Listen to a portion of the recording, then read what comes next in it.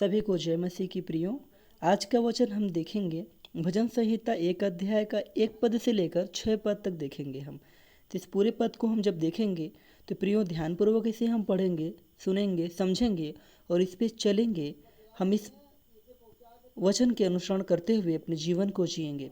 तो प्रियो, हम इस वचन को देखते हैं कि ये वचन हमें क्या कहता है।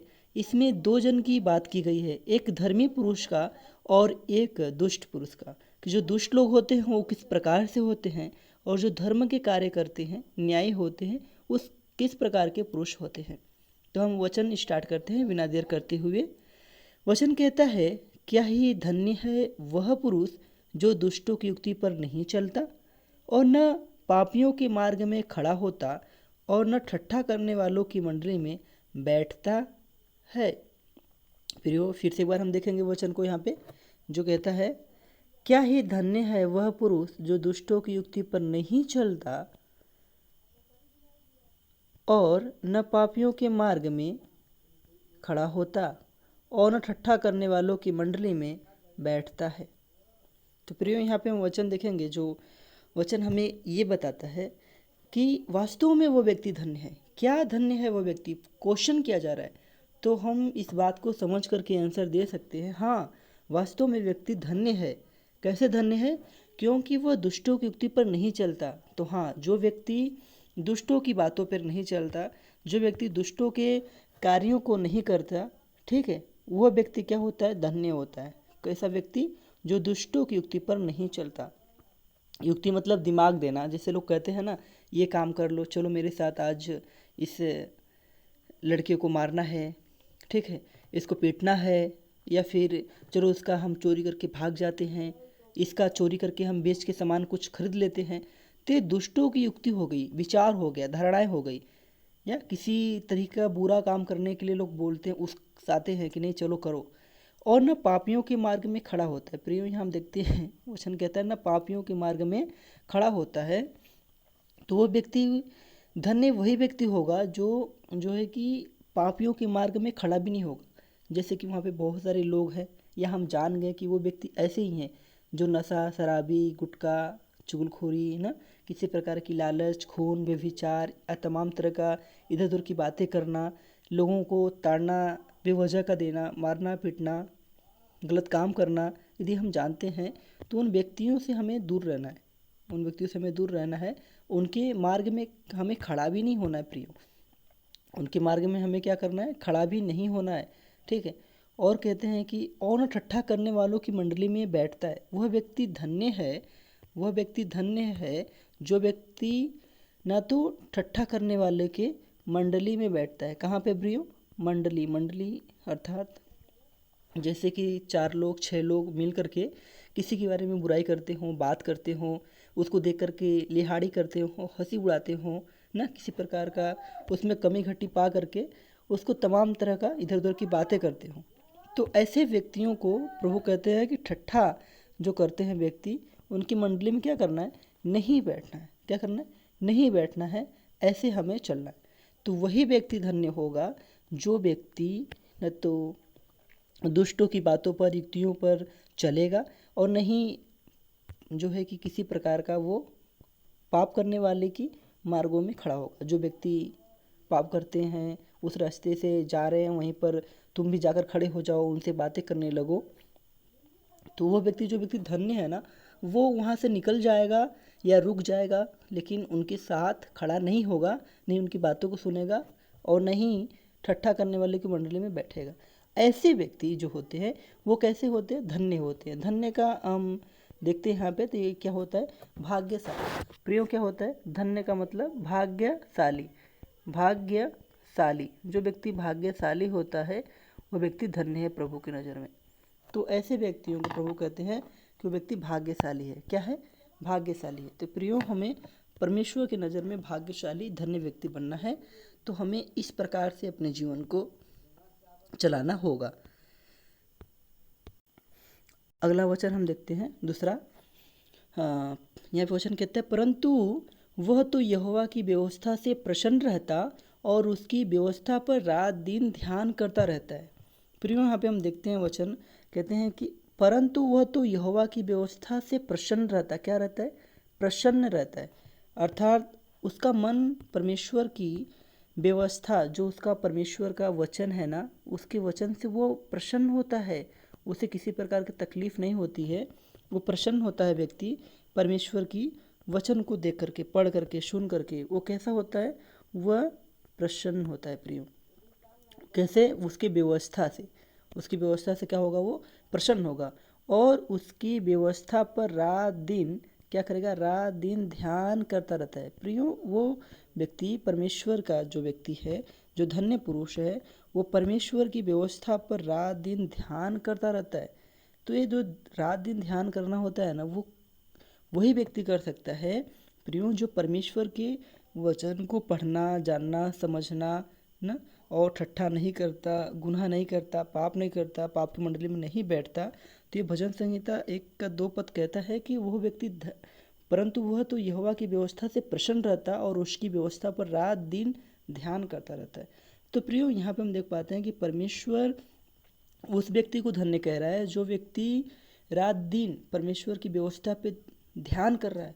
और तो और वो परमेश्वर की वचनों से प्रसन्न रहता है। लोग कहते हैं ना कि परमेश्वर का वचन बहुत कठोर है, कठिन है, हम नहीं मान पाएंगे, नहीं चल पाएंगे। तो वो वही व्यक्ति कह पाते हैं प्रियो जो गुनाह पाप में रहते हैं। जैसे कि हम यहाँ पे पहले अध्याय में देखते हैं तो क्या देखते हैं कि यहाँ पे देखते हैं तो क्या देखते हैं प्रियो कि क्या ही धन्य वह पुरुष जो दुष्ट की युक्ति पर नहीं चलता। अर्थात वो व्यक्ति दुष्ट, अर्थात यहाँ पे देख पाते हैं कि वो व्यक्ति दुष्ट होता है या फिर दुष्टता का कार्य करता है, जिसकी वजह से वह व्यक्ति, यहाँ पे हम देख पाते हैं कि वह व्यक्ति दुष्टता के कार्य की वजह से वो परमेश्वर के वचनों का उल्लंघन करता है, नहीं चल पाता है। तो प्रियो, यहाँ पे परमेश्वर उन व्यक्तियों को जो दुष्टों को हैं, पापी हैं, उन व्यक्तियों को जो ठट्ठा करने वाले हैं, ऐसे व्यक्ति नहीं होते। ठीक है, ऐसे व्यक्ति नहीं होते। दूसरा पद में हम देख पाते हैं वही व्यक्ति रात दिन ध्यान कर पाते हैं। कहने का अर्थ है कि जो व्यक्ति ऐसे नहीं होते, दुष्ट नहीं होते या फिर पापी की मंडली में नहीं चलते, नहीं बैठते, ठट्ठा नहीं करते, उनकी मंडली में नहीं जाते, वैसे ही व्यक्ति धन्य होते हैं और वैसे ही व्यक्ति परमेश्वर के वचनों पर रात दिन ध्यान कर सकते हैं। वैसे व्यक्ति क्या कर सकते हैं? परमेश्वर के वचनों पर रात दिन ध्यान कर सकते हैं। बाकी सब नहीं कर पाएंगे प्रियो, क्योंकि उन्हें क्या मतलब है? उन्हें क्या मतलब है कि परमेश्वर की व्यवस्था पे ध्यान करें, परमेश्वर के वचन पर हम खुश हों, मगन हों। तो उससे क्या मतलब है कि यहोवा की व्यवस्था से वो मगन हो, खुश हो? उससे क्या मतलब है? उससे कोई मतलब नहीं है। जो व्यक्ति पाप में है, गुनाह में है, वो तो वचन पढ़ना ही नहीं चाहेगा, वो तो वचन पे आगे बढ़ना नहीं चाहेगा, उस पर चलना ही नहीं चाहेगा प्रियो। तो उस व्यक्ति से कोई मतलब नहीं होता जो वचन के खिलाफ जाता है, जो पवित्र नहीं होता, जो पवित्रता में नहीं चलना चाहता। ठीक है, वैसे तो पाप में सभी लोग हैं प्रियो, लेकिन परमेश्वर के अनुग्रह से, कृपा से, परमेश्वर की जब व्यवस्था को मानने लगते हैं, वचन पे चलने लगते हैं, लोग परमेश्वर को पूरी तरीके से अपना लेते हैं, तो पाप नहीं करते। तो वो व्यक्ति क्या करते हैं? वो व्यक्ति परमेश्वर के वचनों से प्रसन्न होने लगते हैं और फिर रात दिन ध्यान करने लगते हैं। लेकिन जिनके अंदर पाप है, गुनाह है, दुष्टों की युक्ति है और पापियों के मार्ग में खड़ा होकर चल रहे हैं, फिर रहे हैं, ठट्ठा कर रहे हैं, तो वो व्यक्ति के अंदर पाप भी बना है, उसके अंदर पाप बना है। लेकिन जो व्यक्ति अब दूर हो गया है उन चीज़ों से, अपने आप को रोज़ तैयार कर रहा है, रोज़ तैयार कर रहा है, कुछ गुनाह, कुछ बातें, कुछ सोच, कुछ विचारें आ रही हैं, नेगेटिविटीज आ रही हैं, लोग मिल रहे हैं, तमाम तमाम बातें होती जा रही हैं, लेकिन वो सिर्फ और सिर्फ परमेश्वर की व्यवस्था की ओर ध्यान दे रहा है, तो वो परमेश्वर की ओर पवित्रता में आगे बढ़ने का प्रयत्न कर रहा है, तो पवित्रता में बढ़ता जा रहा है। तो वो व्यक्ति ऐसे नहीं होगा। ठीक है, पहले वचन की तरह वो व्यक्ति नहीं होगा। वही व्यक्ति धन्य होगा जब दूसरा व्यक्ति को हम देख पाते हैं। तो जो पहला यहाँ पे क्वेश्चन है, क्या ये धन्य है वो पुरुष, तो ये दूसरा वाला हम देख पाते हैं कि हाँ, वो व्यक्ति सच में धन्य है जो व्यवस्था के पर प्रसन्न रहता है, उसकी व्यवस्था पर आदि ध्यान करता है। वही व्यक्ति क्या है? धन्य है। यहाँ पे हम देख पाते हैं। और उसके अंदर क्या क्या मतलब खूबियाँ होनी चाहिए। वो खूबियाँ है कि दुष्ट की युक्ति पर नहीं चलेगा, वो पापियों के मार्ग में नहीं खड़ा होगा, वो ठट्ठा नहीं करेगा, न उनकी मंडली में जाएगा। और इसके विपरीत हम देख पाते हैं जो दुष्टता का व्यक्ति है। जो दुष्टता का व्यक्ति है प्रियो, हमने बताया पहले ही कि 2 व्यक्तियों के यहाँ पे उल्लेख किया गया है। अब देख पाएंगे जब दुष्टता का जो व्यक्ति है वो क्या करेगा? वो दुष्टों की युक्ति पर चलेगा। अर्थात उसके पास दुष्टों को जो युक्ति करने वाले हैं वो दोस्त होंगे, मित्र होंगे। और वही पापी जो हैं, जिनके द्वारा लोग कहते हैं कि चलो आज चोरी करते हैं, मार करते हैं, किसी को मारते हैं, इधर उधर करते हैं, खून करते हैं, किसी का पैसा लूटते हैं ना, वो जो काम ऐसे करते हैं और जो एक दूसरे का ठट्ठा करते हैं, हंसी मजाक उड़ाते हैं, किसी प्रकार का किसी को दुख देना चाहते हैं, तो ऐसे व्यक्तियों का एक मंडली होता है, वो ग्रुप होता है और वो वहीं पर जाएंगे, वो वहीं पर जाएंगे। जैसे हमने देखा है कि कभी लोग भाई बैठ करके ताश वगैरह खेलते हैं, जो ताश खेलने वाले होते हैं तो उसी मंडली में जाकर बैठते हैं, उनके पास जाकर बैठेंगे, उनके साथ खेलेंगे। जो जुआ खेलने वाले हैं और जो शराब पीने वाले हैं तो एक ही अड्डे पे जाएंगे जहाँ पे शराब मिलता है ना। तो ऐसे जो भाई लोग जाते हैं वहाँ पे, तो उनके अंदर क्या है, वहाँ उनके अंदर भ्रष्टता है, उनके अंदर शैतानी हरकतें, शैतानी सोच है, उनके अंदर दुष्टता है और वो दुष्टता की ही चाल चल रहे हैं। वहाँ पे जो शराब पीने वाला है वो कहेगा दूसरे व्यक्ति से कि तुम शराब मत पिया करो, वो तो पी रहा है, खुद पी रहा है, ऊपर से वो कहेगा कल और आना, कल और मिला कर के ये वाला पियेंगे, वो वाला पियेंगे, ऐसे करेंगे वैसे करेंगे। और कहता है यहाँ पे, तो इस प्रकार से वो मार्ग में भी जाएंगे, पापियों के मार्ग में भी जाएंगे, गलत काम भी करेंगे, शराब पीने के बाद गाली गलौज भी करेंगे। तो एक व्यक्ति करेगा तो दूसरा भी करेगा, साथ में चार चार लोग मिल के करते हैं, चार चार लोग मिलकर किसी को मारते हैं, पीटते हैं दारू शराब के नशे में ना, या फिर दारू शराब पीने के लिए लोग को मार के तकलीफ़ दे करके खून करके लोग वो नशे का लत लगाते हैं, नशा का लत उनके लगा रहता है, इसलिए वो ऐसा गुनाह भी करते हैं। तो ऐसे क्या है कि ऐसे सारे लोग जो होते हैं ना वो पापी हैं, वैसे सारे लोग जो है ना वो मार्ग में जा रहे हैं, वो परमेश्वर के वचन के खिलाफ में जा रहे हैं। तो यहाँ पे वचन कहता है कि न ठट्ठा करने वालों की मंडली में जाना। तो यहाँ पे जब लोग बैठेंगे ना तो एक दूसरे का लिहाड़ी लेंगे, ठट्ठा भी करेंगे। तो यहाँ पे वैसे भी व्यक्ति होते हैं दुष्टता की। तो यहाँ पे हमने दोनों देखा कि जो व्यक्ति दुष्टता के पे चलता है वो इस तरीके का होता है, लेकिन जो परमेश्वर के वचन पे चलता है ना वो इस तरीके का होता है कि वो परमेश्वर की व्यवस्था पे रात दिन ध्यान करता रहता है और उसकी व्यवस्था से प्रसन्न भी रहता है, और वो ये सब काम नहीं करता। जो लोग दुष्टता करते हैं उनका चाल चलन अच्छा होता है, वो पवित्रता से चलते हैं, उनका विचार अच्छा होता है, ठट्ठा नहीं करते हैं, किसी का बुराई नहीं बात करते हैं ना, वो इस प्रकार से चलते हैं। अब हम तीसरा देखेंगे वचन जो भजन संहिता का है, हम तीसरा देखते हैं यहाँ पे। तो इस प्रकार से वचन कहता है कि वह उस वृक्ष के समान है जो बहती नालियों के किनारे लगाया गया है और अपनी ऋतु में फलता है और जिसके पत्ते कभी मुरझाते नहीं, इसलिए जो कुछ वह पुरुष करे वह सफल होता है। आमीन। तो प्रियो यहाँ पे हम देख पाते हैं भजन संहिता 1 के 3 अध्याय में ऐसा वचन लिखा है कि वह व्यक्ति जो धन्य है, हम देख पा रहे हैं यहाँ पे 2 व्यक्तियों का उल्लेख किया गया है, धन्य और जो दुष्टता पे चल रहा है ना। तो यहाँ पे हम देख पाते हैं जो धर्मी है और जो दुष्टता पे चल रहा है। जो धर्मी जो व्यक्ति है, जो धन्य है, यहाँ पे वचन कहता है वो उस वृक्ष के समान है। किस वृक्ष के समान है? जो बहती नालियों किनारे लगाया। प्रियो, वह वृक्ष जो कहीं रेगिस्तान में लगा दिया जाए या फिर कहीं ऐसी जगह पे लगा दिया जाए जहाँ पे पानी पड़ना ना हो, जहाँ पे पानी का पड़ना ना हो। जैसे कि हम वृक्ष को लेकर आकर के सपोज दैट हम अपने घर में लगा दें, ठीक है, घर में लगा दें, और उस घर में कब तक वो चलेगा? वो थोड़ा सा बड़ा होगा और बड़ा होगा, पानी देंगे, ठीक है, कितना पानी देंगे? जब तक देंगे देंगे, नहीं दिए, कहीं हम चले गए, हम यदि कहीं चले गए तो फिर उस वृक्ष का क्या होगा? और वो वृक्ष क्या घर में बड़ा होगा प्रियो? वो वृक्ष प्रियो बाहर बड़ा होता है ना। हम गार्डन में लगाते हैं, थोड़ा दूर लगाते हैं, या फिर जहाँ देखते हैं कि यहाँ पे पानी आता रहेगा या फिर कोई देखेगा तो पानी डाल दिया करेगा ना, तो वहाँ पे लगाते हैं ना। यहाँ पे तो यहाँ पे हम देख पाते हैं कि परमेश्वर कहते हैं कि वो वृक्ष के समान है, वह उस वृक्ष के समान है जो बहती नालियों के किनारे लगा गया। लेकिन जो परमेश्वर के धन्य व्यक्ति होते हैं ना, वो उस वृक्ष के समान होते हैं। किस वृक्ष के समान? जो बहती नालियों के किनारे लगा गया, अर्थात यहाँ पे जल, यहाँ पे हम देख पाते हैं कि जल का अर्थ कहा गया है कि उसे जल मिलता रहेगा। उसे क्या मिलता रहेगा? जल। बहती नालियों, जहाँ पे पानी का बहाव होता है ना, यदि पानी के बहाव के पास यदि किसी वृक्ष को, पेड़ को लगा दिया जाए तो क्या होगा? वो अपनी ऋतु में फलेगा, अर्थात वो छोटा से बड़ा भी होगा, फूलेगा भी और फल भी देगा, जिसके पत्ते कभी मुरझाते नहीं। प्रियो, यदि वो पानी वहाँ पे बहाव है ना, तो चाहे जाड़ा हो, गर्मी हो, बरसात हो, वहाँ से पानी बहता ही रहेगा, तो उसको जड़ को जल मिलता ही रहेगा। कितना हो गर्मी हो जाए, लेकिन वो पानी बहाव के पास में है, नालियों किनारे लगा गया है जहाँ पे पानी का बहाव है, तो वो बरसात में भी पानी बहेगा, गर्मी में भी बहेगा और जाड़े में भी बहेगा। तो जाड़े और गर्मी को हम देखें, बरसात को देखें, तो इसमें बरसात में तो पानी ऑटोमेटिक मिल जाता है लोगों को, लेकिन यहाँ भी हम देख पाए तो ये तीनों फसल जब होता है गर्मी के समय भी, जहाँ पे कोई निकल नहीं पाता लेकिन वो नाली गया हुआ है तो वहाँ पे पानी पहुँचेगा। तो वह व्यक्ति कहीं ना कहीं से परमेश्वर के वचन को ढूंढ लेगा। यहाँ पे हम वचन को देख पाते हैं, क्योंकि जो परमेश्वर का वचन है ना, वही परमेश्वर का यहाँ पे जल को तुलना किया गया। तो परमेश्वर का वचन जो कहता है ना कि जो मैं जल तुम्हें दूंगा उस जल से तुम कभी प्यासी न रहोगी, जैसे मरिया को प्रभु यीशु मसीह बोलते हैं। तो सामरी बोलता है कि हे प्रभु लाओ जल मुझे दे, ताकि मैं कभी प्यासी ना रहूं और इतनी दूर तक पानी लेने के लिए यहाँ पे ना। तो प्रियो, वही जल परमेश्वर कहता है कि वो जल पिएगा जो व्यक्ति, अर्थात वो जल परमेश्वर के वचन को पढ़ेगा, उस वचन पे चलेगा, उस परमेश्वर का जो वचन उस पर आगे का मानेगा, तो वही जल है जिससे कि क्या होगा कि वो व्यक्ति परमेश्वर की ओर आगे बढ़ता जाएगा और वो फलवंत होगा। वो क्या होगा? फलवंत होगा। एक समय आएगा कि वो फलवंत हो जाएगा पूरा तरीके से, और वो कभी भी निराश नहीं होगा, कभी भी तकलीफ नहीं होगा, दर्द में नहीं होगा।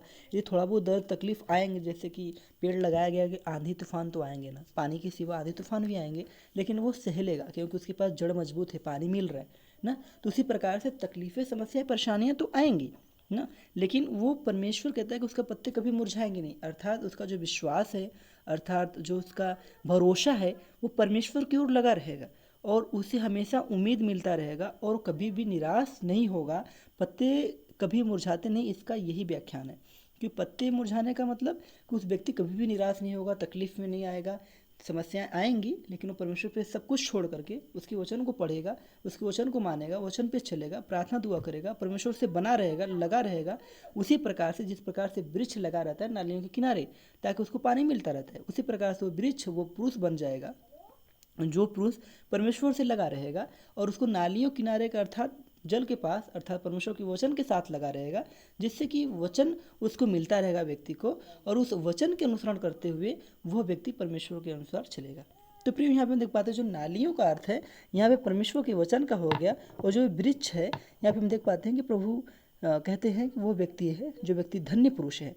तो यहाँ पे हम देख पाते हैं कि जो वृक्ष है वो धन्य पुरुष बन गया, नालियों किनारे परमेश्वर का वचन जल हो गया, वो अपने ऋतु में फलेगा, अर्थात परमेश्वर उसको फलवंत बनाएगा और वो आगे बढ़ेगा। उसके पत्ते कभी मुरझाते नहीं, अर्थात हम देख पाते हैं कि उसको निराश कभी नहीं होगा व्यक्ति। वो तकलीफ में आएगा, दर्द में आएगा, लेकिन निराश नहीं होगा, परमेश्वर उसको सहारा देता रहेगा। ठीक है, और यहाँ पे कहते हैं इसलिए जो कुछ वो पुरुष करेगा वह सफल होता रहेगा। फिर यहाँ पे हम देख पाते हैं कि फिर से वो पुरुष के बारे में आ गया, वो धन्य पुरुष के बारे में। वो पुरुष जो परमेश्वर के वचन के अनुसरण करता जाएगा, तो परिणाम क्या निकलेगा कि वो जो कुछ भी करेगा, अर्थात प्रभु के नाम से, प्रभु के आज्ञा के अनुसरण करते हुए वो सफल होता जाएगा। फिर यहाँ पे हम देख पाते हैं कि धर्मी पुरुष इस प्रकार से आगे बढ़ेगा कि वो सफल होता ही जाएगा। आगे का जो वचन हम देखेंगे, एक भजन संहिता 1:4 का, इसमें विपरीत आएगा। ज़रा हम देखते हैं। फिर यहाँ पे हम देख पाते हैं कि यहाँ पे लिखा हुआ है कि दुष्ट लोग ना, दुष्ट लोग ऐसे नहीं होते, वे उस भूसे के समान होते हैं जो पवन से उड़ाई जाती हैं। प्रियो, यहाँ पे वचन कहता है कि दुष्ट लोग ऐसे नहीं होते। वो कैसे होते हैं? वे इस प्रकार से होते हैं कि वे भूसी के समान। प्रियो, कैसा कहा गया यहाँ पे? वे लोग ऐसे नहीं होते। वे लोग कैसे होते हैं? वे लोग उस भूसी के समान होते हैं। कैसे होते हैं? भूसी के समान होते हैं। और ये जो भूसी का समान यहाँ पे देख पाते हैं प्रियो, तो ये भूसी का समान सॉरी, यहाँ पे भूसी का जो समानता दिया गया है प्रियो, यहाँ पे हम देख पाते हैं प्रियो, यहाँ पे हम जो देख पाते हैं कि यहाँ पर जो भूसी का समानता दिया गया है वो उस चीज़ से दिया गया है कि वो बहुत हल्का होता है। वो कैसा होता है? बहुत हल्का होता है। जैसे अभी हमने देखा कि धर्मी पुरुष किस तरह के होते हैं ना, वो पेड़ के समान होते हैं, वृक्ष के समान होते हैं, उनके पास परमेश्वर का वचन होता है, उनके पास किस प्रकार से वो आगे बढ़ते हैं, फलवंत होते हैं ना, उनके पास फल होता है, फल, ना कि फल का छिलका, या फिर हम कह सकते हैं ना कि वो टहनी जो खराब है या फिर वो पत्ता जो खराब है, ऐसा नहीं, वो फल होता है, वो फलवंत होता है प्रियो। तो यहाँ पे जो दुष्ट लोग होते हैं ना, वो फलवंत नहीं होते, वो उस भूसे के समान होते हैं जो पवन से उड़ाई जाती है। फिर वो उस भूसे के समान होते हैं। 5वां पद भी देख लेते हैं। कहते हैं भजन संहिता 1:5 कहते हैं कि इस कारण दुष्ट लोग अदालत में स्थिर न रह सकेंगे और न पापी धर्मियों की मंडली में ठहरेंगे। प्रियो, हम फिर से पीछे आते हैं। 4 में देखते हैं कि दुष्ट लोग ऐसे नहीं होते, तो उस भूसी के समान होते हैं जो पवन से उड़ाई जाती हैं। प्रियो, यहाँ पे हम देख पाते हैं कि किसी प्रकार से हम जब अपने अनाज को ले आते हैं घरों में, जैसे खेत में गेहूँ हो गया, धान हो गया, तो उस जब अनाज को हम दाते हैं किसी प्रकार से, तो वो अनाज के साथ में कुछ भूसा वगैरह भी आ जाता है जो लास्ट में बचा होता है, इस प्रकार से। या फिर किसी प्रकार से हम कोई खेती करते हैं तिलहन वगैरह का, तो उसमें पीटने के बाद तिलहन के साथ साथ उसमें भूसी, उसका तिलहन का टुकड़ा भी रहता है ना, उसका टूटा फूटा।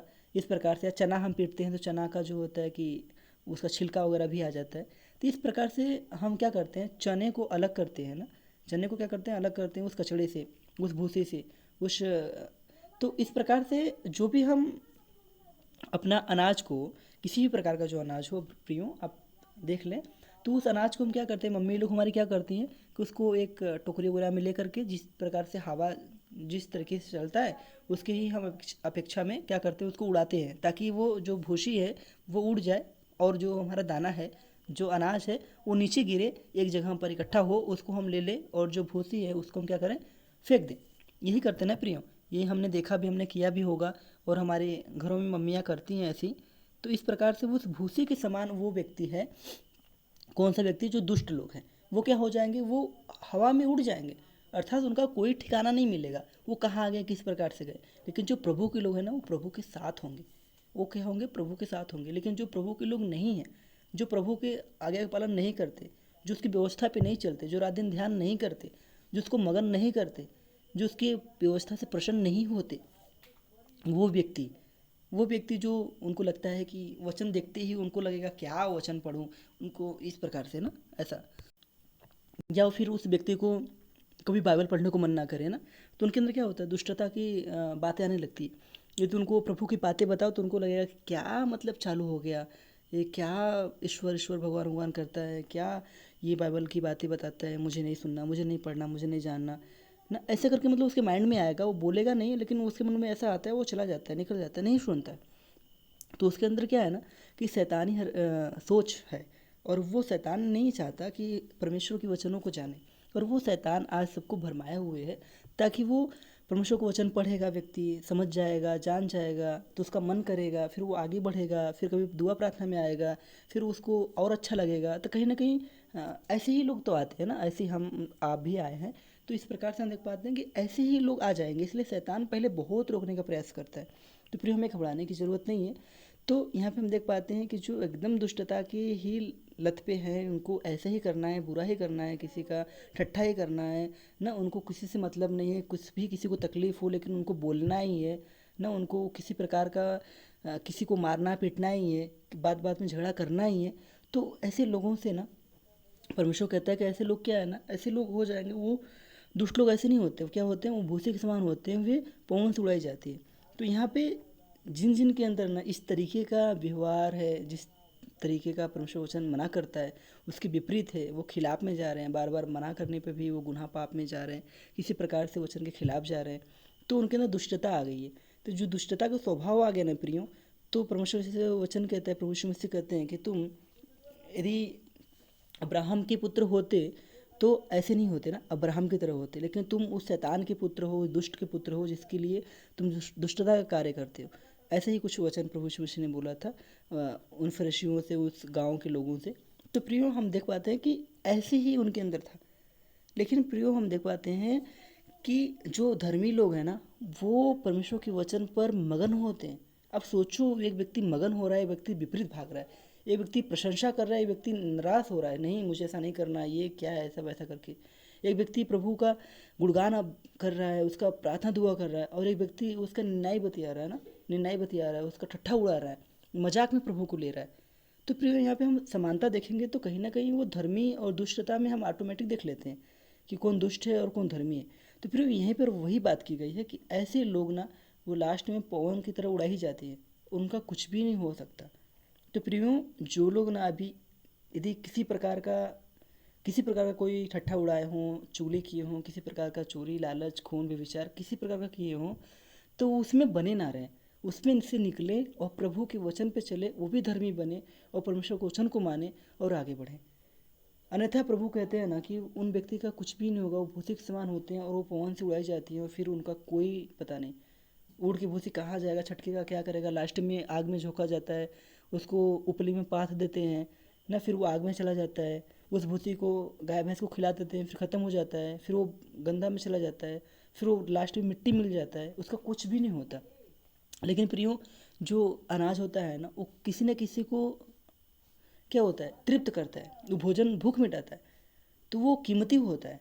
भूसी का कीमत कितना होता है प्रियो, यदि हम बेचेंगे तो उसका क्या अनाज के बराबर होता है? वो भूसी यदि 5 किलो मान लो है और 5 किलो आपका चना है, तो 5 किलो भूसी कितना मिलेगा? बहुत मिलेगा, 4 और 5 रुपया किलो मिलेगा तो 25 रुपये का होगा। लेकिन ये आपका 70 रुपया किलो है चना, 7 × 5 = 35, 350 का हो जाएगा। जो प्रियो यहाँ पे कीमत भी देखो आप कि कीमत भी बहुत है और भूसी का कीमत भी नहीं है, तो यहाँ पे कीमत भी बहुत कम है उन चीज़ों का, उन दुष्टों का जो परमेश्वर का ठट्ठा उड़ाते हैं, लोगों का ठट्ठा उड़ाते हैं, वचन खिलाफ जाते हैं, नहीं मानते हैं, बार बार वचन के अनुसरण नहीं करते हैं, तमाम गुनाह अपराध पाप में जाते हैं ना, जानबूझ के भी जाते हैं, बहुत सारे लोगों की आदत हो जाती है। तो ऐसे जो लोग हैं ना वो उसी जो है कि कीमत के अनुसार होंगे जिनका कोई कीमत नहीं है। फिर यूँ आगे हम देखेंगे कि यहाँ पे वचन दुष्ट लोग ऐसे नहीं होते, वे उस भूसी के समान होते हैं जो पवन से उड़ाई जाती हैं। हमने समझा इन वचनों को। तो आगे का वचन हम देखेंगे 5। तो इस कारण दुष्ट लोग अदालत में स्थिर न रह सकेंगे और न पापी धर्मियों की मंडली में ठहरेंगे। फिर यहाँ पे वचन एकदम साफ साफ कहता है और बहुत क्लियर कह देता है कि इसी कारण से, इसी वजह से प्रभु कहते हैं कि वो जो दुष्ट लोग हैं ना अदालत में स्थिर न रह सकेंगे। यही वजह है प्रियो। और पापी धर्मियों की मंडली में जो है, जो पापी लोग हैं ना वो धर्मियों की मंडली में नहीं ठहरेंगे। यहाँ पे हमने साफ साफ देख लिया प्रियो कि जो व्यक्ति परमेश्वर के वचन के खिलाफ जा रहा है, वचन को नहीं मान रहा है, वो व्यक्ति क्या है? वो व्यक्ति दुष्ट है। और वो जो दुष्ट लोग हैं वो क्या करेंगे? वो अदालत में स्थिर न रह सकेंगे। अदालत में क्या होंगे? स्थिर न रह सकेंगे। और वही व्यक्ति जो है कि किसी भी प्रकार का जो धर्मी की मंडली है उसमें भी नहीं ठहरेंगे, क्योंकि धर्मियों का मंडली जो है ना अलग होगा प्रियो। वो परमेश्वर के वचन के अनुसरण करने वालों का मंडली अलग होगा, उसमें किसी को नहीं बैठाया जाएगा, वो उनका अलग ही होगा। तो जो उनका अलग होगा प्रियो, वो परमेश्वर के वचन के अनुसरण करने वाले होंगे। और जो पापी लोग होंगे उनका अलग होगा, जो दुष्ट लोग होंगे उनका अलग होगा। तो हर लोगों का अलग अलग जो है कि हम देख पाते हैं कि मंडली परमेश्वर बनाएंगे, ठीक है।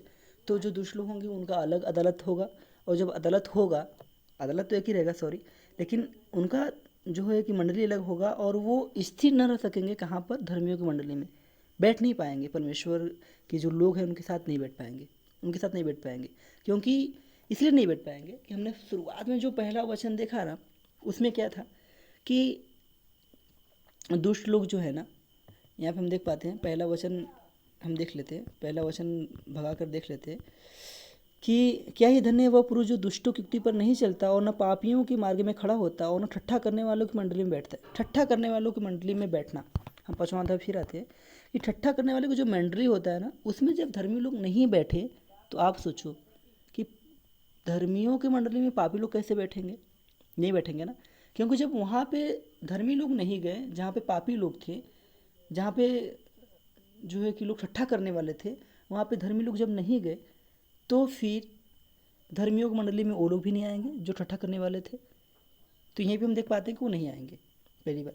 और परमेश्वर कहते हैं कि जब अदालत में उन लोगों का न्याय होगा ना तो वो स्थिर न रह सकेंगे, अर्थात उन्हें परमेश्वर अपने पे खड़ा ही नहीं हो पाएंगे ना, उनको परमेश्वर उनका न्याय कर देगा।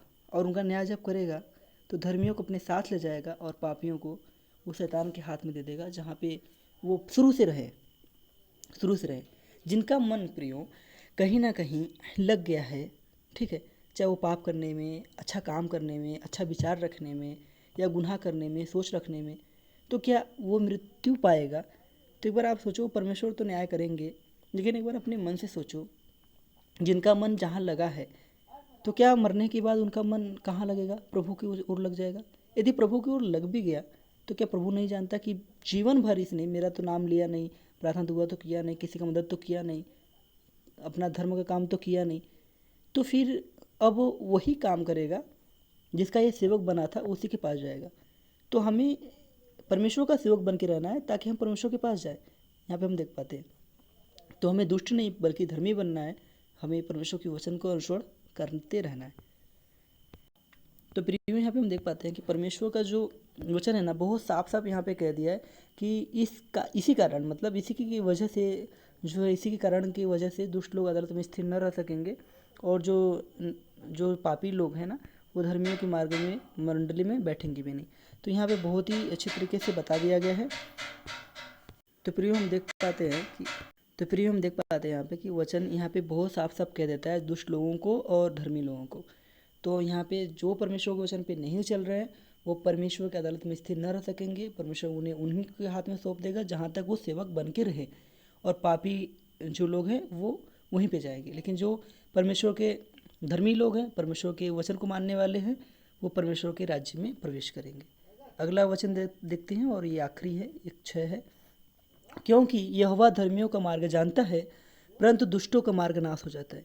फिर यहाँ पे हम बहुत साफ साफ परमेश्वर ने कह दिया है, वचन के अनुसरण करते हुए देखेंगे। क्योंकि यहोवा जो है क्या है, फिर यहाँ पे हम बहुत साफ साफ स्पष्ट देख पाते हैं कि परमेश्वर का वचन कहता है क्योंकि यहोवा धर्मियों का मार्ग जानता है। क्या करता है? यहोवा धर्मियों का मार्ग जानता है और दुष्ट लोग हैं परंतु दुष्टों का मार्ग नाश हो जाएगा। धर्मियों का मार्ग परमेश्वर जानता है कि धर्मी लोग कैसे हैं, किस प्रकार से हैं, और परमेश्वर दुष्टों का मार्ग भी जानता है कि वो कैसे है, इसलिए तो वो कहता है कि उसका नाश हो जाएगा। यहाँ पे दुष्ट शब्द लग गया, मतलब उसका मार्ग नाश होना है। ठीक है, यहाँ पर हम देख पाते हैं। और जहाँ पे धर्मी लोग हैं उनका मार्ग परमेश्वर जानता है, तो उनको कहाँ ले जाना है। तो प्रिय भजन संहिता जो है ना, ये 1:6 में बहुत स्पष्ट से बता दिया गया कि जो धर्मी लोग हैं और दुष्ट लोग हैं उनका क्या होगा लास्ट में। उनका यही होगा प्रियो कि वो लास्ट में परमेश्वर के वचन के खिलाफ जा रहे हैं, तो उनका क्या हो जाएगा, उनका सर्वनाश होगा। ऐसा आप समझ सकते हैं। अर्थात वो परमेश्वर के खिलाफ जा रहे हैं तो उनका सर्वनाश हो जाएगा। और जो परमेश्वर के वचन के अनुसरण कर रहे हैं, जो लोग धर्मी हैं, वो परमेश्वर उनका मार्ग जानता है और उन्हें परमेश्वर क्या करेगा, अपने राज्य में ले जाएगा। उन्हें अपने राज्य में ले जाएगा, क्योंकि ये मार्ग है, सत्य मार्ग और जीवन प्रभु यीशु मसीह है, तो वो धर्मी लोगों के लिए ही है। ठीक है। लेकिन जो दुष्ट लोग हैं ना, वो दुष्ट लोग और पापी लोग में बहुत फर्क है प्रियो। पापी लोग जैसे कि सबने पाप किया, परमेश्वर की महिमा से रहित है, जगत ने पाप किया ना, लेकिन परमेश्वर जो प्यार है ना, परमेश्वर के प्रेम, यीशु मसीह का प्रेम पापी लोगों के लिए मारा गया, गाड़ा गया। ठीक है। लेकिन यहाँ पे जो दुष्ट लोग हैं ना, ये दुष्टता देख पाते हैं हम लोग कि वो दुष्टता किस प्रकार से, वो दुष्टता हम पहले ही अध्याय में देख पाए कि वो किस प्रकार से वचन के खिलाफ जाते हैं, दुष्टों की मंडली में बैठते हैं, पापियों के मार्ग में नहीं जाना है ना। तो ऐसे ही लोग हैं, जैसे कि वो जान गया व्यक्ति कि पाप है, गुनाह है, चीज़ें नहीं है, वचन के खिलाफ हैं, फिर भी वो जा रहा है, तो ऐसे लोग वो दुष्टता का ही उनके अंदर पहरावा पहन लिए और वो उसके ही वचन पे चल रहे हैं, जो शैतान है। तो फिर यहाँ पे परमेश्वर बहुत अच्छे तरीके से हमें क्लियर कर देते हैं कि क्योंकि यहोवा धर्मियों का मार्ग जानता है परंतु मतलब उसके विपरीत दुष्टों का मार्ग नाश हो जाएगा। बस इतने ही है इसका उल्लेख। लास्ट में पूरा अच्छे से निचोड़ हो जाता है कि परमेश्वर यही काम करेगा कि अपने लोगों को अपने राज्य में ले जाएगा और जो दुष्ट के हैं उसके हाथ में दे देगा और उसका वहीं पे कल्याण हो। और कल्याण क्या होगा प्रियो, आप जानते हैं कि जो दुष्ट के हाथ में गया वो पूरी अनंत काल तक ये जो आत्मा है ना उसके हाथ में रहेगा, और वो कोड़े मारे या फिर किसी प्रकार का जलन करे, आग जलाए, उसके बदन को छेदे, कुछ भी करेगा, वो बहुत तकलीफ भरी वो ज़िंदगी जियाएगा, वो शैतान का है। लेकिन परमेश्वर के जो वचन पे चलते हैं उनको परमेश्वर का स्वर्ग का राज्य मिलेगा और उस राज्य में उसका मिरास होगा, और परमेश्वर के वचन के अनुसरण करते हुए जो व्यक्ति चलेगा वही उस राज्य में जाएगा जो मिरास पाएगा। तो प्रियो सभी को जय मसीह की। इस वचन से पढ़े जाने पर, सुने जाने पर सबको आशीष मिले, और हम यहीं पे समाप्त करते हैं। इसको आप अध्ययन करें और अच्छे से समझें। इसमें कोई कमी हो, घटी हो तो आप हमें मैसेज करें। यीशु के नाम में प्रार्थना आप करते रहें और उससे मांगते रहें, वो सब कुछ देगा।